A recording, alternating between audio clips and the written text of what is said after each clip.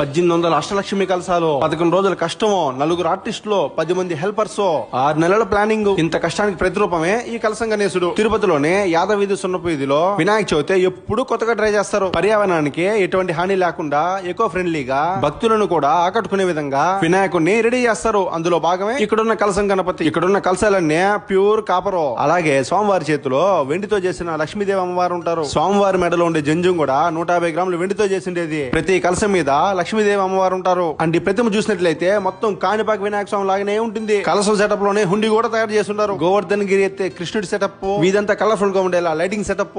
ఏందన్నా దీని వెనక ఉండే కథ అని అడిగితే, వినాయక చవితి అంటేనే ఉత్సాహం. ఆ ఎనర్జీ అందరూ ఫీల్ అవ్వాలి, నేచర్ కూడా బాగుండాలి, జనాలు కూడా కొత్త అనుభూతి పొందాలి. అందుకే ఇంత కష్టపడి ఖర్చు పెట్టి మరి చేస్తున్నామని ఆర్గనైజర్స్ దయాసాగర్, లోకేష్, బాలాజీ, రాజేష్, గంగాధర్ గారు తెలిపారు. నిమజ్జనం గురించి కదా మీ డౌటా? 9వ రోజు అంటే ఆదివారం 15వ తేదీ సాయంత్రం 6 గంటలకి నిమజ్జనం స్టార్ట్ అవుతుంది.